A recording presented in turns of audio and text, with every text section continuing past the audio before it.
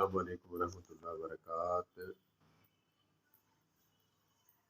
ایک نئی ویڈیو اور نیو مسئلے کے ساتھ حاضر ہوں۔ سن 2000 سے 2010 تک تحقیقی سلسلہ جو جاری رکھا میں نے عمل کے لحاظ سے، تاکہ مسلکی تعصب سے بچ جاؤں۔ دیوبندی علماء کے پاس جانا، علماء اہل حدیث کے پاس جانا، تو اس میں ایک مسئلہ یہ بھی تھا کہ اہل حدیث علماء فرماتے ہیں کہ جب مرد ہو چاہے عورت ہو وہ نماز پڑھے تو آخری تشہد میں جو ہے اپنی آخری تشہد میں اس کی حیت کیسی ہونی چاہیے؟ وہ ایسے جیسے علماء دیوبند کی عوام الناس کی مستورات بیٹھتی ہیں، بایاں پاؤں دوسرے ٹانگ سے نکال کر بائیں ہپ پر بیٹھنا، بائیں دوبر پر بیٹھنا، کلہے پر بیٹھنا۔ میں نے تینوں لفظ کہہ دی ہیں، انشاءاللہ سمجھ آ جائیں گے۔ میں بھی انشاءاللہ کوشش کی ہے میں نے سمجھانے کی۔ تو وہ بیٹھتے ہیں تو علماء اہل حدیث فرماتے ہیں کہ مرد کو ایسے بیٹھنا چاہیے، کیونکہ نبی پاک صلی اللہ علیہ وآلہ وسلم ایسے بیٹھا کرتے تھے۔ علماء دیوبند کی عوام الناس جو ہے وہ قدم پر بیٹھتی ہے، وہ قدم بچھا کر اس کے اوپر بیٹھتے ہیں، اور دایاں جو پاؤں ہے وہ کھڑا کر دیتے ہیں۔ اس میں تحقیق کرتے کرتے میں اس نتیجے پر پہنچا کہ یہ ایسا مسئلہ نہیں ہے کہ اس پہ شرک یا کفر کا فتویٰ عائد ہو۔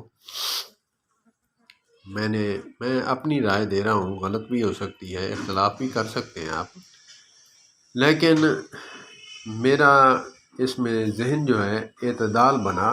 جو شدت کرتا تھا میں کہ ایسے نہیں بیٹھنا چاہیے، نبی پاک صلی اللہ علیہ وسلم ایسے ہی بیٹھا کرتے ہیں، اس کی نماز نہیں، سنت کے خلاف ہے، تو میں دونوں کے پاس جاتا، سنتا۔ میں نے ایک بات دیکھی کہ علماء دیوبند کی عورتیں جو ہیں وہ پیر جو نکال کر بیٹھتی ہیں، تو یہ بھی اگر وہ بھی بیان کرتے ہیں کہ حدیث پاک ہے کہ عورتوں کے لیے ایسے بیٹھنا ہے۔ اس میں 70 کا احتیاط کیا گیا ہے، تو وہ بالکل سمٹ کر زمین کے ساتھ بیٹھے گی۔ تو میں نے یہی سوچا کہ اس پر شدت نہیں، حدیث ہے تو انہوں نے عمل کیا ہے، اور فرق یہ ہے کہ انہوں نے تخصیص کر دی ہے کہ عورت کے لیے ایسے بیٹھنا صحیح ہے۔ میں نے جو سوچا، میرا جو وجدان ہے وہ یہی کہتا ہے کہ اس پر شدت نہیں کرنی چاہیے۔ ہو سکتا ہے جیسے وہ میں نے مسئلہ بتایا تھا کہ علماء احناف فرماتے ہیں کہ جب بندہ رکوع کے بعد سجدے میں جائے تو پہلے گھٹنے رکھے، اور علماء اہل حدیث فرماتے ہیں رکوع کے بعد سجدے میں جانے سے پہلے ہاتھ رکھے پھر گھٹنے رکھے۔ تو اس میں یہی ہے کہ آقا کریم علیہ الصلوۃ والسلام کی پوری زندگی ہمارے لیے اسوہ حسنہ ہے۔ آپ پوری امت کے لیے جو ہے مشعل راہ بن کے آئے، کیونکہ آقا کریم علیہ الصلوۃ والسلام کا دین جو ہے وہ بوڑھوں کے لیے بھی ہے، نوجوانوں کے لیے بھی ہے، عورتوں کے لیے بھی ہے۔ تو اس میں یہی ہے کہ آقا کریم علیہ الصلوۃ والسلام کی آخری زندگی میں بڑھاپا غالب آ گیا، تو آپ صلی اللہ علیہ وآلہ وسلم جو ہے پہلے ہاتھ سجدے میں جاتے ہوئے رکھتے ہوں گے۔ اعتدال والی بات جو ہے وہ یہی ہے کہ مجھے جو سمجھ آئی، نہ اس پر کوئی کفر کا فتویٰ ہے نہ شرک کا ہے، اللہ معاف فرمائے، اس کو طول پر لے جاتے تھے۔ میں بھی اس مسئلے میں گرفتار تھا، بس بات کہہ دی جو ہمارے علماء اہل حدیثوں نے، وہ قرآن و سنت ہے، باقی جو ہے وہ بے دینی ہے، لا دینیت ہے۔ یہ فقہ والے ہیں، اجتہاد اور قیاس اور رائے والے ہیں۔ تو آقا کریم علیہ الصلوۃ والسلام آخری عمر میں اما عائشہ صدیقہ رضی اللہ تعالی عنہا کے ساتھ دوڑ لگائی، تو آپ جو ہے بڑھاپے اور آخری عمر ضعیفی کی وجہ سے آپ جو ہے ان سے نہ نکل پائے، دوڑنے میں پیچھے رہ گئے۔ تو میں نے دیکھا کہ اس میں شدت نہیں ہے کہ بزرگ ہیں وہ پہلے ہاتھ رکھیں، نوجوان ہے وہ طاقت ہے گھٹنوں میں تو پہلے گھٹنے رکھیں پھر ہاتھ رکھیں۔ اللہ معاف فرمائے، اس پر جنگ کھڑی کر دیتے تھے ہمیں پیچھے سے کہا گیا تھا وہ آدمی جلدی شکار ہوتا ہے جس کے اندر علم نہیں ہوتا، سمجھ نہیں ہوتی، جذباتی قسم کا بندہ وہ اس پر ڈٹ جاتا ہے۔ تو اسی طرح مسئلہ یہ بھی ہے کہ آقا کریم علیہ الصلوۃ والسلام آخری عمر میں قدم پاؤں مبارک نیچے سے نکال کر بیٹھتے ہوں گے، ٹھیک ہے، اس پر بھی عمل کرنا چاہیے۔ اگر یہ بندہ قدم کے اوپر بیٹھنا چاہتا ہے تو ویسے بھی بیٹھ سکتا ہے۔ علماء اہل حدیث سے میں مؤدبانہ گزارش کروں گا، میں بھی آپ ہی کا طالب علم ہوں، آپ سے ہی سیکھا ہے ہم نے،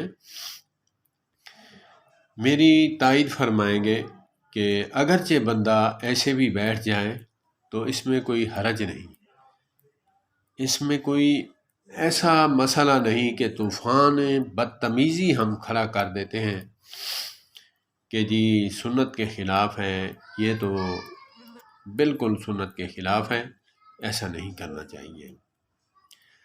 تو اللہ پاک مجھے بھی سمجھ عطا فرمائے، عوام الناس، اہل حدیث عوام الناس اور اہل دیوبند کی عوام الناس۔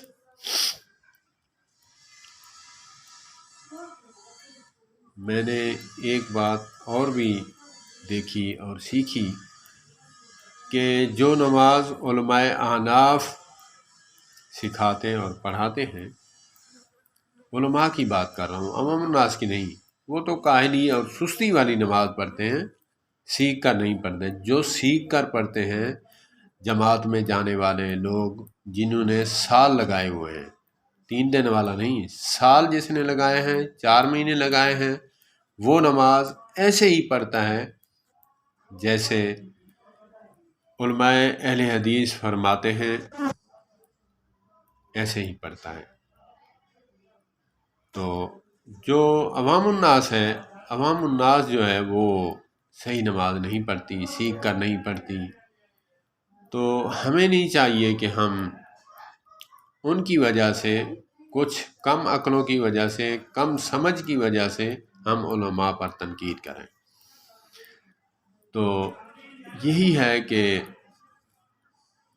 مسئلہ وہی ہے کہ آپ نماز میں، یہ بھی میں بات بتا دوں کہ جو گھٹنے والی اور ہاتھ رکھنے والی حدیث اس میں سجدے میں جاتے ہوئے، اس مسئلے پر ہم نے ایک رسالہ نکلتا ہے، رسالہ اہل حدیث ہے، شاید کافی عرصے کی بات ہے، وہ علماء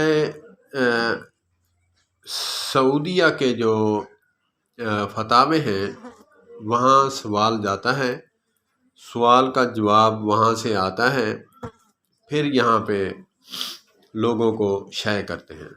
تو ہم نے یہی سوال، ہمارے قاری صاحب ہیں، انہوں نے جو ہے سوال بھیجا، انہوں نے جواب بھی یہی لکھ کر بھیجا کہ اس پر شدت نہیں کرنی چاہیے، اگرچہ بندہ اس پر عمل کرے تب بھی ٹھیک ہے، اس پر عمل کرے تب بھی ٹھیک ہے۔ تو میں نے اس دن سے تعصب کرنا، شدت کرنا چھوڑ دیا، کیونکہ ہمیں بھی اسلام نے حکم دیا ہے کہ شدت اتنی کرنی چاہیے جتنی شریعت نے کی ہے۔ ہم نہ کم کر سکتے ہیں نہ بڑھا سکتے ہیں۔ اللہ پاک مجھے بھی عمل کی توفیق عطا فرمائے۔ اللہ پاک ہمیں دین سیکھنے اور علماء کے ساتھ وابستہ رہنے کی توفیق عطا فرمائے۔ السلام علیکم۔